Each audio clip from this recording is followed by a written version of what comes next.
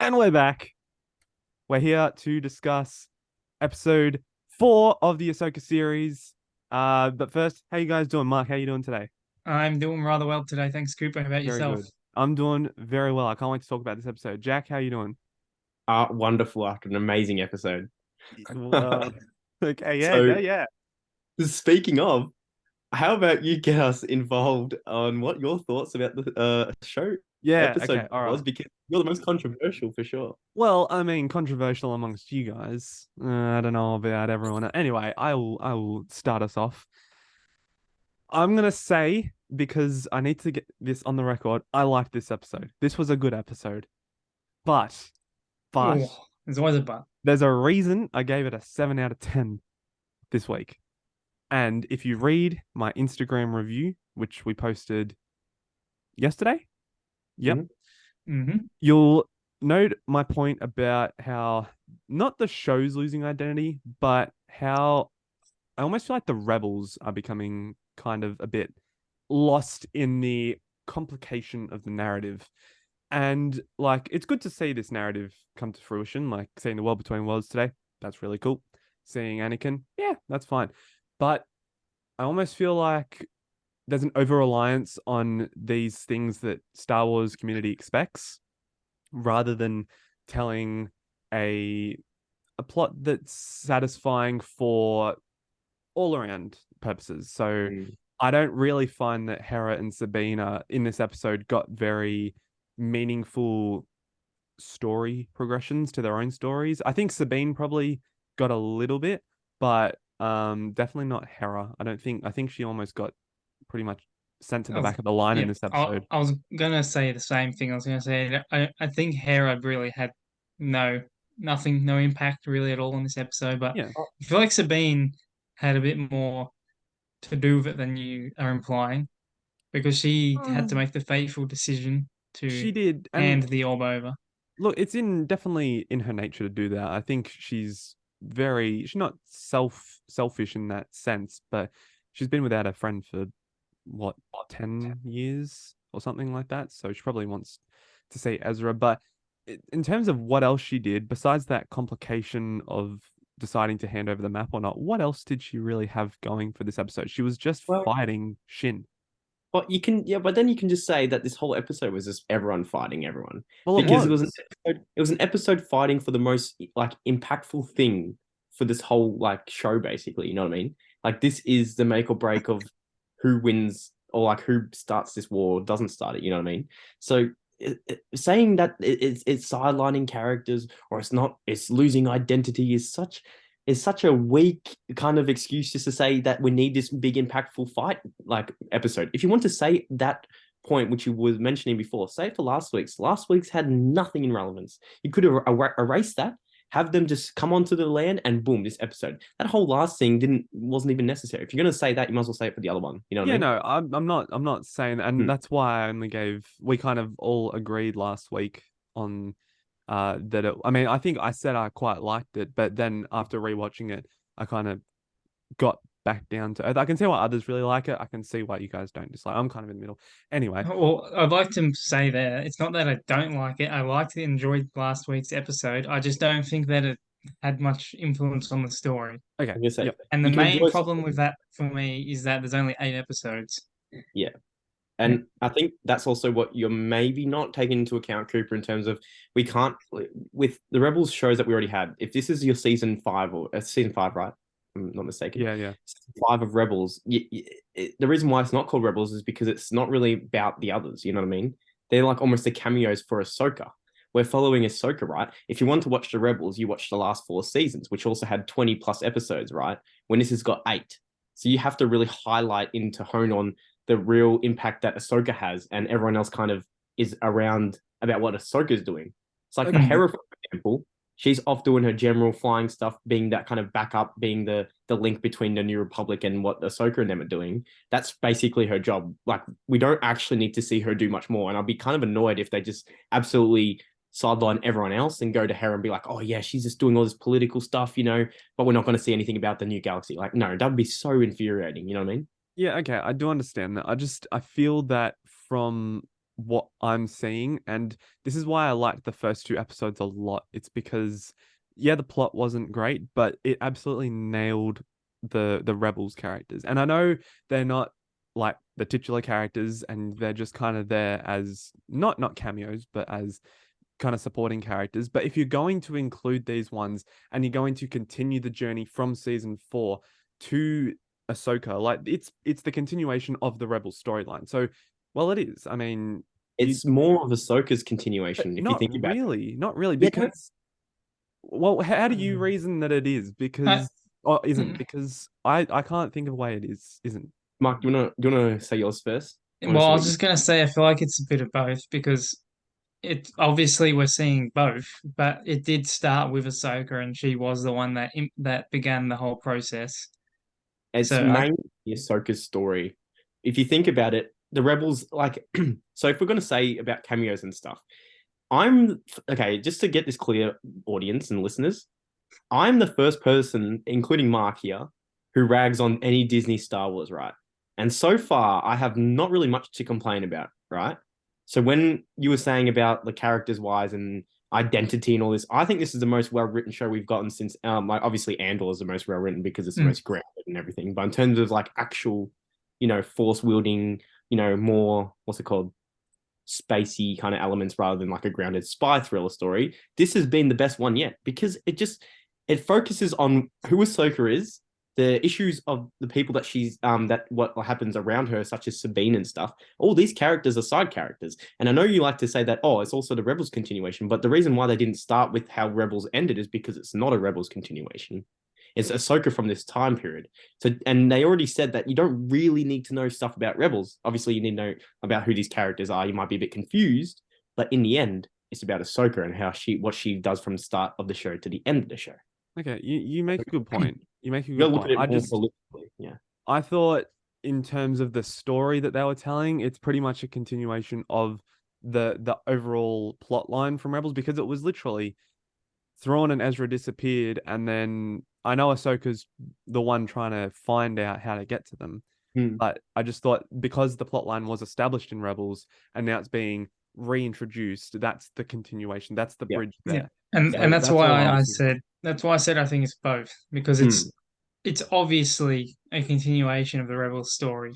But the reason it's also involves Ahsoka is because she's the one that again initiated the whole process. And it's like the character we're following through the show, if you know what I mean. So like if you'd be like, oh, who's the main character? There's so many like there's so many characters on the screen. It always links back to Ahsoka. Yeah, We are basically Ahsoka, like it's audience. not doing the Boba Fett thing of having Yeah, 1 to 2 episodes of Mandalorian. yeah, just taken away completely from the storyline, having a force. Like I even with the Anakin Skywalker, I don't want to say cameo because I'm assuming he's going to have a larger role, especially in the next episode. But the way he showed up in this didn't give me the way like Boba Fett showed up in like Mandalorian, or even how Ahsoka showed up in Mandalorian. Like those were like obviously like forcing the future projects. When obviously we know Anakin's not going to have a future project because obviously, but Hmm. it just feels a bit more less fan servicey and more for the story of Ahsoka. You know what I Yeah, mean? I'd It's not more agree for with the that. story of the rebels. Like Anakin doesn't have relation to the rebels, right? It's more about Ahsoka, and this is what I'm trying to say. Like, that's why I found it interesting when they announced this. Obviously, they were setting it in the period of like Mandalorian period after Return. I thought they were almost just going to do like kind of like a how after Black Widow died in the MCU, they went back and did like a prequel kind of thing. I thought they were going to do something similar to that with Ahsoka, go back and show like the Clone Wars kind of stuff and her in between Revenge and even New Hope. But yeah, so they're continuing this timeline, meaning that these characters also have to be with her in the way, kind of thing. Okay. So it's interesting. Yeah. Yep. Um, I mean, I do agree with a lot of the points you're making, and I respect the points that you guys are suggesting, because I mean, I can definitely recognize that from a person who liked this episode, and I've seen a lot of other reactions. But just for my personal opinion, I'm having issues with Sabine at the moment. I really like Sabine in the first two episodes. She's just kind of falling off. She's more, I feel like she's more used, uh, As a not plot. well, I wasn't gonna say plot device. That was on my mind, but it's kind of like she's just there. Yep. She's not really contributing anything. She's just there because Ezra's on the other side, if that makes She's sense. there to keep the story moving. Yeah. Otherwise, it would have been destroyed, and we wouldn't Like, have a show. to be honest, if you take Sabine out of that situation, if you take Sabine out of this story, it doesn't really change a lot. Not right In now. all It's Well, honesty, she's only there to help Ahsoka. So if she wasn't there, well, what Ahsoka happened would go a at bit the more. end of this episode would probably be different because Happened. Ahsoka would only be on her own against three lightsaber wielders. Yep. So I guess up until this episode, she hasn't had a whole lot of impact. yeah, But yeah, I think with her decision at the end of this episode, we're starting to see it come in. yep, I reckon she'll have a bit more of an impact actually in the future now that she's captured with the bad guys. You know what I mean? Mm. I feel like she might be able to do some secret dodgy stuff within the ship and stuff, and maybe Well, I was just infiltrate. gonna say, should we talk about this guy? Yeah, I reckon. What a 'Cause legend! Big he positive. has, in like 20 minutes of screen time, captivated me. I know Yeah. he was really good in episode 2 and last week, but just there was something about him this week that just is very compelling. There's an aura around him that is like, this guy's got stuff going on. This guy knows stuff that we don't, that Ahsoka doesn't. And he's got an ulterior motive besides getting thrown. And it just is very interesting to see unfold. And it's funny, I go back to the comment I think he made in episode 2 to Morgan, where he says it'd be a shame to kill Ahsoka. But in Yeah. this one, he pretty much says, you didn't have to do that, or didn't have to come to this, and then shoves her off a cliff. Like, we obviously don't know if she's dead or not. That's kind of up for speculation. But I don't think he would do that. I mean, I know the stakes were pretty high with the map, but if he knew Sabine wasn't going to destroy it, he didn't really need to do I think that. that's the thing. He did say it was a shame. I think we talked about this, but it's more of a shame, but as a necessary thing because he knows how powerful Ahsoka is. He can't let her live because she will impact whatever his future endeavors, preservation and whatever it is. So I think it was more like, in a situation he probably didn't need to quote unquote kill Ahsoka, but it was more like a precautionary thing because of how good she is. You know what I mean? Yeah, because Balin Mm. Balin doesn't want Ahsoka getting in the way of his plans any further. She's already derailed his plans so much in just 4 episodes. Yeah. So And I think also- like you said, it's more of just a necessity for the future. Yeah, and you can compare it to like, then it would have been obvious. I watched it with a couple of people and it was like, why didn't Balin just kill Sabine and take the orb? He's not going to kill someone randomly if he doesn't have to. He knows Sabine's not a threat physically or life-threatening to him, but he knows he could use Sabine as like an ally and get her on his side, will mean it'll be easier for him. You know what I mean? So he's still the very logical, straight to the point, and which is why I think his lightsaber technique is too when he fights. He's some people might not like it, but I think we all universally agree. I don't know, but the way he's a lot more powerful and kind of stern with his movements. Yes, he's not fluent. Yeah, I would say he's fluent, but he's not over the top Anakin back flipping. Like, he does a little bit of a flip jump, but he's not like doing crazy moves for the sake of making it look good. He's trying to get to his end goal, which is win the battle. You know what I mean? So like he's fluent, but in less movements as possible kind of way, which is why I get the Count Dooku-esque vibe. However, Count Dooku was a lot more free moving. Sorry, but it was the more way of he an used art form for Count Dooku. Mm. Sorry to interrupt. Yeah, he's a real swordsman. Yeah, but I would say Balin isn't as much. I think Balin's a lot more of a powerful physical embodiment too. Well, like you he's see, a lot stronger physically. yeah, he like there was one moment where he's like got like in this scenario that's happening in my background, they're kind of clashing, and then he literally pushes her lightsaber into the ground. He's a very strong character. So I think people I think I heard some people be a bit upset that Ahsoka lost to Balin when Ahsoka is kind of like the most powerful Jedi at the time of whatever the period is, aside from Luke. That's what they're saying. Like, Luke should be the only one to actually beat Ahsoka in this time. But my thing is like, well, this guy has grown up in the period of the Clone Wars. He would be the same age as basically Anakin would be if he survived without the suit and stuff to now. then he's had so much years of training experience. He grew up with the Order. Who's to say that he's not that powerful? Like he's maybe even had more training than Ahsoka. Like so Ahsoka didn't actually get much training when she left the Order. You know what I mean? So when you think about it, if anything, she's more overpowered for no reason than Balin would be. You know what I mean? Because he's got more training. Yeah. I got a question for you guys. Do you reckon we're gonna get any sort of flashback / backstory indication of Balin? I personally do not think so. Sadly, I don't think so. I don't really have a reason. I just feel like, I don't know, it just doesn't feel relevant really. Unless there's some big plot twist with him, maybe.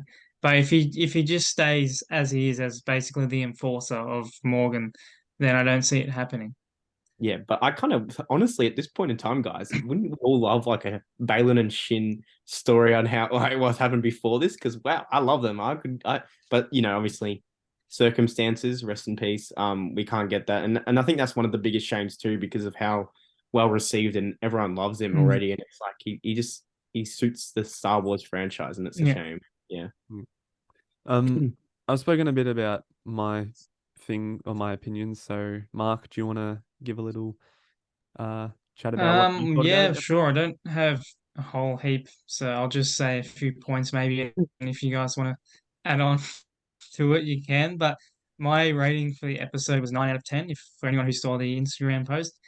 And that is simply because I think the action was phenomenal in this episode. There was, I mean, I would say close to 50% of it, if not more, was fighting, lightsaber dueling. Yeah. And it was just choreographed superbly, I would say. But also I think compared to last week, the story progression was so much bigger and so much more important.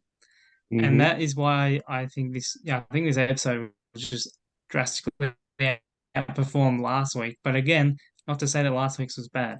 Yeah. I will also say, I think I already mentioned it, but I just think Hera was a bit sidelined in this episode. I think she could have done a bit more than just basically appear and then do nothing. Can I just make a comment quickly? Go for it. You mentioned the choreography was great, and I definitely agree. The fight between Sabine and Shin, I've just thought about it and thinking back to Rebels. It's Sabine almost looks a bit like she's doing a bit of Kanan's lightsaber form. And the fight I'm thinking of in particular is the first time Kanan fights the Grand Inquisitor.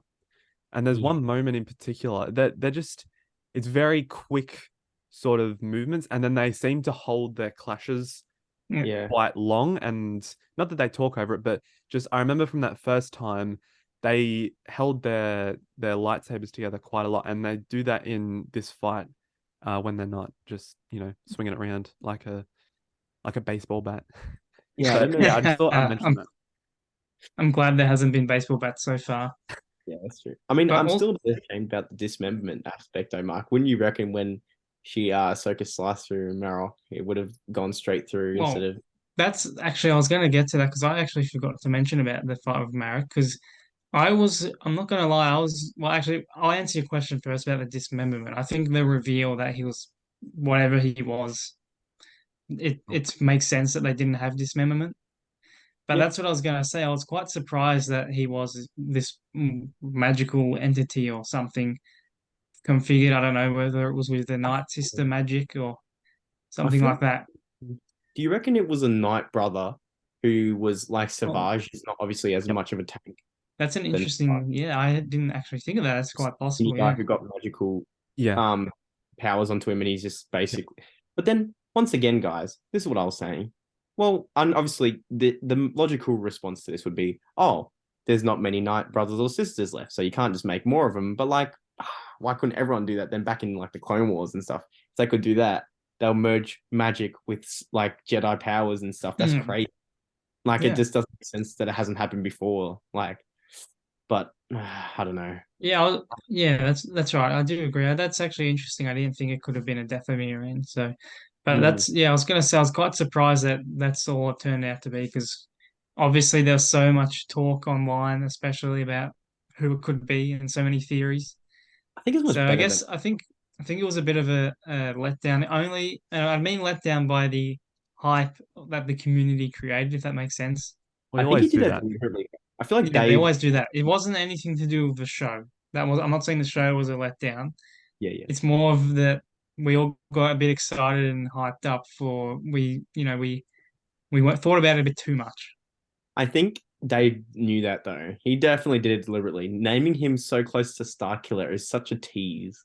Like and they had character posters for him. He was in most of the promotional, merchandise. He even has his own action figures and stuff. And he's what, just some dust monster thing, like, or a Well, creation. It doesn't make sense. You know what I who mean? knows? Like, There's still a few episodes, so maybe there's something more there. But might come if back. not, Who knows? We who don't know. knows? Yeah. So my thinking is, and I think Jack and you and I spoke about this right after the episode, in terms of what they've still got to tell. And this kind of goes back to my question about getting a backstory for Balin, which I know if we don't get it this season, we can't. But there's got to be a season 2, right? Because Mhm. we're halfway through. We've only just jumped to the other galaxy. I know we're getting a movie with Thrawn later, but just it feels like there's a lot of opportunity to still explore more things Yeah. in more than 4 episodes. Well, yeah, the And way it's going, it almost. Oh, sorry, Mark. I'll just quickly say it. yeah, that's fine. We might not actually get like an Ezra even appearance. That's what I'm worried about. And then if we don't get a season 2, then what? We just have to wait till the movie or something to see Ezra actually again. Like, I don't know what you would say about that, Mark, but yeah, Well, I don't think Dave would do that. I think Dave would involve Ezra. He wouldn't make it all about him and then not have him I turn hope. up. I hope. I I was hope he just does. gonna say with Cooper, what you were saying that there's a lot to explore in 4 episodes. That's kind of what me and Jack were saying last week because last week's episode was kind of just filler. Mm. So if they took that opportunity to explore the plot a bit more, then there would be 5 episodes still, Yeah, technically, yeah. The if pacing that is makes sense. pacing is not bad as such. It's more just once again we have to watch the whole season, but there could be like a Yeah. perfect start to end, like in terms of how it's told. But from where we're sitting right now, you so many other shows recently have done longer past an hour long episodes for the projects. Why couldn't we Mm. mix the first two, which were both similar in terms of the way it progressed from one to the next? It felt like one whole big thing. Mm. Why don't we merge those two? And if you want to do it again, merge episodes 3 and 4, and then boom, you got 2 episodes done, right? And then you Yeah. can make it more of a detailed story length for the show. But you just, I don't know. I know budget's a thing, but then we can't say, oh, budget when it's Disney. Like they can if they wanted to, you know what I mean?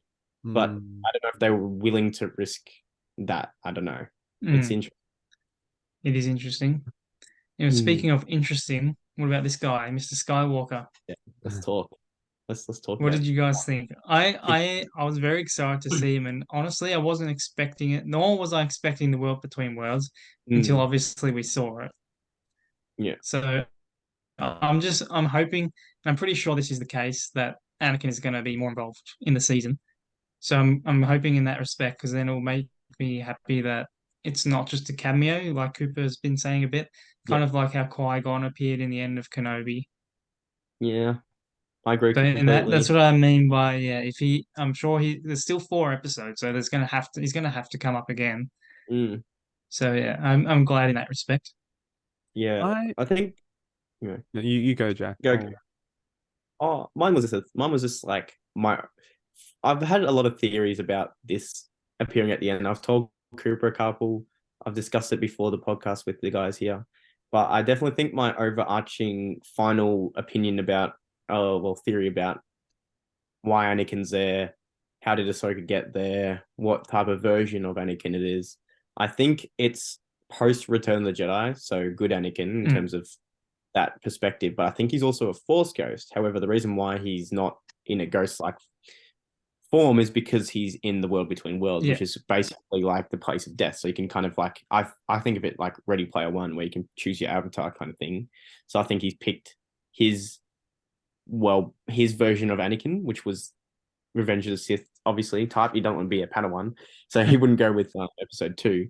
Um, but I think it's a Force ghost, and I do think he maybe took Ahsoka into the world between worlds because we already know. I know it's a stretch, but I already know that Force Ghosts are so powerful within the canon. We saw Yoda literally make lightning on the thing in Last Jedi, so it's not too far of a stretch, in my opinion, to have to, Sorry, to you have said lightning on the thing, and that was funny. the tree.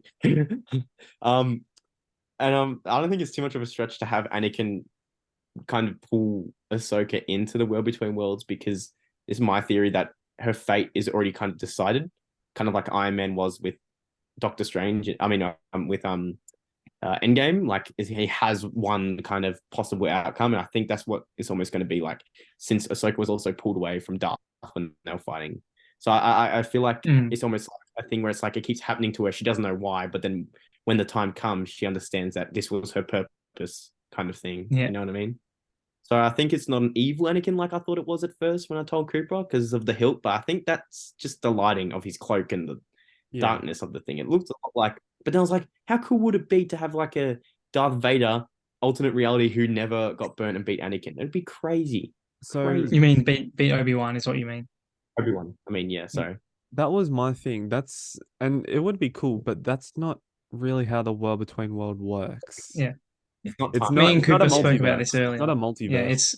it's me and Cooper were saying that it's more of like a one line timeline sort of thing that you can go Everything's in happening and at once. out of, but it Yeah. doesn't actually change what's happened. If that makes No. sense. It's time travel within the single One timeline. timeline. Yeah. Yeah. There's no alternate reality, sadly. However, I mean, Well, I wouldn't say sadly because I think yeah. that's better. Yeah. True, but I don't know. I have a hunch that it is going to be. I think this is my theory. We saw Ezra kind of look through like these window-esque type. Maybe we might see alternate realities through the window, but it's not something you can actually interact with. It's just more of like a thing seeing the other timelines, but it's not like you can travel between them. You can alternate, like, you know what I mean? It's more like a gateway to see alternate realities. Primarily, I know it doesn't make much sense or it doesn't really have an effect on the story or anything, but it might just be cool for audiences to see the plausibility of a what if show that never, that might not happen. You know what I mean? It's like you can't Yeah. affect. Look, You I can't. agree. It would be cool, but again, I don't see alternate realities in Star Wars. True, true. But however, I mean, I don't know. Anything's possible. It is science fiction in the end. Yeah. Well, we'll Big, see. it's a big play I into it.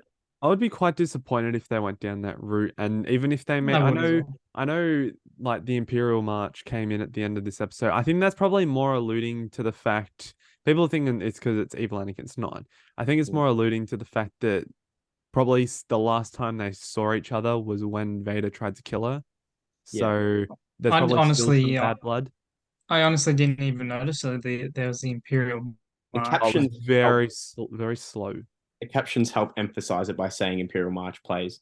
But I know you guys are gonna be disappointed, but I've been hearing whispers and rumors like Thrawn's return that we might be seeing alternate reality things. So that's why I posed the thing The about. only thing, and I've said this so many times, the only reason I would like that is for retconning the sequels. But But yeah, honestly, if I had to, I would probably let the sequels be if it meant not changing everything else. my thing is though, guys, it wouldn't be that bad if it was like what I said, a window that you could see like an alternate thing happen, but you can't change it, you can't affect it. Yeah. It's just, like I know it's basically just for us audiences to see cool different versions. Like it has no relevance to plot at all. But if it doesn't affect the plot or the main timeline of anything, then who Well, cares? In my if opinion, that's it could, in my view, it could kind of change the plot though, because these characters could see it themselves. yeah, but that's what I'm saying. But like, yeah, they can see it and be like, wow, like Yeah, but then they what the might fuck? know, oh, there's another reality out there, or this But it's happened, not this like could have another happened. reality. It's more like their own different future, such as if Ahsoka didn't leave the Jedi Order or something. You know what I mean? Like it's not another reality. It's just an applause. It just shows their fate, or let's just say that it could be their fate if they went down a different route. You know what I mean? So it's like a doorway into the stuff they survived. I don't know. It's interesting. I'm gonna be honest. I don't think because Dave created the World Between Worlds, and he said it's Not he said it's between space and time. So I guess that kind of does allude to multiple realities. But the way it was described in Rebels and the way we've seen it, I don't think he would do that. I don't think he would I make don't know, it. but also once again, I I can't agree. really fault his whatever decision he makes because he is one-on-one talking to George Lucas about all this stuff. And in the end, if George approves it and stuff, then it's George's baby. You know what I mean? Meaning that if we don't have to like it, but it's not going against what George wanted. And that's something I can't fault. You know what I mean? I can't be like, oh, damn, this is not what Star Wars is. I'm not the overarching voice. Technically, it's George. If anyone has the overarching voice, it's him. I agree with if look, I'll have to probably say I agree that if George gives it the all clear, then so be it. Yeah, and Dave is literally his biggest admirer too. Star Wars, Star Wars is all George Lucas. So, but yeah, it's a fascinating concept. Jack, do you have any sort of thoughts? I know you've been chiming in, but general, I thought it had the best sound design in this episode out of the others because of just the way that the lightsabers were humming, the brief periods of silence. You could really hear the lightsabers and stuff, which were really cool. Cinematography, I forgot the director's name again. Cooper, could you bring him up? Peter Ramsey. We figured out that he did the episode 5. 5 was it? 5 of season 3. Season 3. Look, it wasn't of the Mandalorian. Of the Mandalorian. And the action was really good though. And I thought the action in this was done really well. No shaky cam. Probably with Sabine and Shin's fight, there was a few more cuts than what I preferred. I wanted to see a bit more like what we did with Ahsoka and Baylan. But I still can't fault it. I think the choreography is still better than the sequels. And I think I think they deliberately took a different approach to the Ahsoka show. It's a lot more samurai-esque and a lot more cinematic, I think. They're trying to make it different. It's not meant to be the prequels pace. It's not meant to be the original trilogy poking. It's also not meant to be sequels randomly slashing away. I think it's meant to be a choreographed kind of monumentous experience. It's like an experience more than just a random fight, which I have gotten behind a lot in this episode. It really cemented. Look, at first I was like, oh, when Ahsoka in episode 2 was fighting Marok and the droid on that Corellia, I was like, why is there so many pauses between but now I'm kind of getting why they've done it, and I kind of appreciating the art of it. And I really think that the reason why I like this episode so much is the art of everything happening in this episode, the planet, the visuals, the music, even the dialogue. So many strong lines from Baylan, absolutely sending out bangers. I just think the art of this episode is just Star Wars, in my opinion. We got to see some cool hyperspace when they took off. That was unreal visuals, and that made sense for leaving the ships to be a bit destroyed because of how impactful it was. You know what I mean? No holdo maneuver or something. It was just because of the energy left behind. I just thought, it's just it felt like a movie. You know what I mean? It felt like a part from a movie just drawn out, and I really, really loved it. It made me feel happy. That's all I can say. Yeah, it's good. I think this is probably an episode Star Wars fans have been waiting for. We haven't really had in terms of combat, this was a very lightsaber-centric episode. So we haven't really had something like this before. I'd say out of all the Disney shows that have come out, this is the best lightsaber / just general saber or melee combat episode. Best combat even. I think no Andor scenes were right. I think this is the best combat-centric live-action episode we've gotten. Honestly, unreal. I will just say one more thing because before final comments. Shin, I saw her in your background. I really hope that we're getting more information about her character because at the moment she's like Sabine. She's just there. Yeah, she's just tagging off Baylan a bit. She makes small comments about oh, why are we doing this? Are you sure this is the right way? Oh yes, I'll do as you wish. But that's kind of it. I feel like though, I kind of don't mind it with Shin in terms of Sabine. Sabine's a established character already, so it's a bit weirder for her. But Shin, I don't like it when Disney, especially, or any kind of franchise, tries to force new characters. I'm not going to say what, but force new characters onto you and make them the center focus of a show that's not theirs. I know who you're referring to. It doesn't matter. That's not the point. But for Shin, for example, I think the reason why she's well received too is that every time she's on screen, she also has a pretty good presence, right? It's not like she's over the top acting. She's silent in periods where a lot of characters probably wouldn't be silent. They'll talk a lot more. the time she does speak is really good dialogue. So, and her overall look of a kind of a bit more of like an emo, dark side user, but then got the Padawan braid. I don't know. It's just her whole vibe. It gives you kind of like I don't know. I really like her character. I think it's I good. agree. I really like the dynamic between her and Balin, the sort of Mm. master and apprentice sort of thing. But I'll give it like the you Jedi. said with the Padawan braid, it's kind of like a hybrid of Jedi and Sith, or I dark honestly side and love light it side. so much. Yeah. Yeah. All right. Well, do you guys have anything else to bring up or mention? I think future wishes for me is probably just now that we've finally gone through the hyperspace thing. I really don't Mm, want the next episode to slow down and I agree. become a bit of like a Hera's looking for Ahsoka on the planet, and Hu Yang and them are talking about what happened. And oh, please don't do that. Please don't I do that. I agree. need to just if they start off strong and like I want to see a lot of the new galaxy. I want to see Mm, if we get thrown in this episode, I will be very disappointed. It is episode 5 of episode 8 show. We need to get Thrawn. He's, we only saw a little bit of shots from the trailer. He's the main, him and Ezra are probably like the main people in this kind of show right now. But Thrawn is the one starting that quote unquote war. So I need to see him.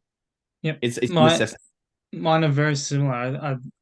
I really, as you said, pretty much need or what really want to see Thrawn appear in this episode, and I would really like Ezra too.